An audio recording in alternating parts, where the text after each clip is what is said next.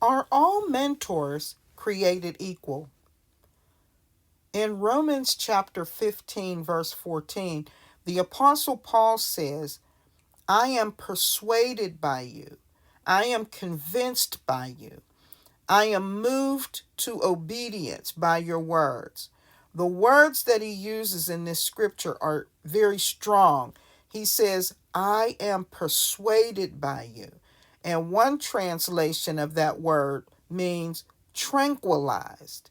He's saying, my fears are calmed and my doubt recedes when I observe your competency.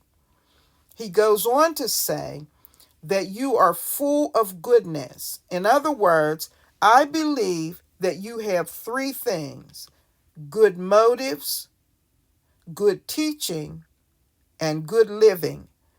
That is a reflection of your integrity. Finally, he makes clear that this is what qualifies you to teach. This is what qualifies you to mentor. The ability to not only have good motives and not only good teaching, but to translate what you know into what you do. This is what qualifies you to mentor. Pure motives, sound instruction, and integrity of life. These three. It takes all three. Good information with shady motives does not make a good mentor. Mental assent to sound teaching without the ability to live it does not make a good mentor. It takes all three to make a good mentor. So the answer is a resounding no. All mentors are not created equally. Listen to the Amplified for Romans chapter 15, verse 14. Personally, I am satisfied about you, my brethren, that you yourselves are rich in goodness, amply filled with all spiritual knowledge, and competent to admonish and counsel and instruct one another also. In the Message, it says, personally, I've been completely satisfied with who you are and what you are doing. You seem to me to be well motivated, well instructed, and quite capable of guiding and advising one another. So now that I know I need a mentor and I know what qualifies others to be a mentor, how do I find a mentor? Everything begins with prayer. Ask God to reveal to you who He has assigned to your next dimension. Have faith that He has put a word of momentum for you in somebody's mouth. Fast and pray that you will recognize one another, that you'll be able to recognize your mentor and your mentor will be able to recognize you, and that you will be able to understand each other's language, particularly that you will be able to understand their language. Spiritual alignment for growth is a God idea. Here's something to keep in mind.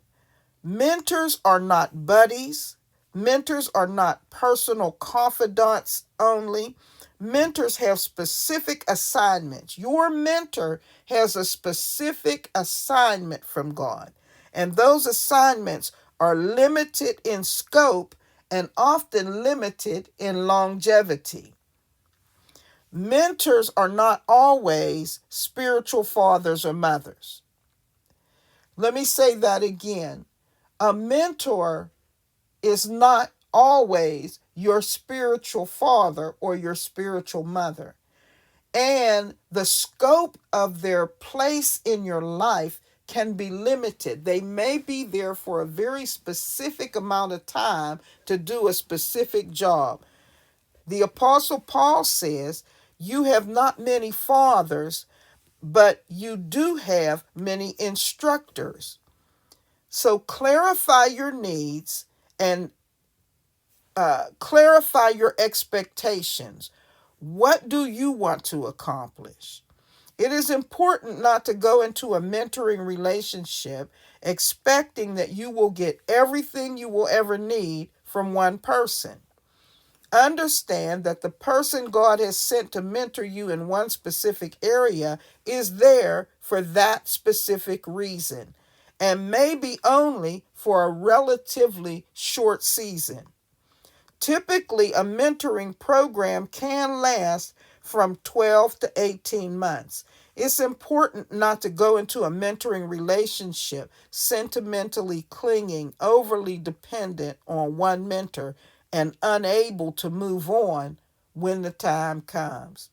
Know that the person that God has sent to mentor you in one specific competency must know when they finish their work with you and make room for the next person that God has to mentor your next season.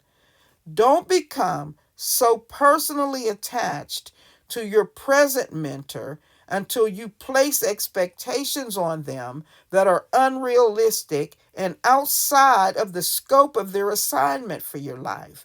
Mentors are people movers, and people movers must be comfortable with movement. Prepare your heart to move with the cloud. In our next video, we will look at how to discern who God is highlighting to you.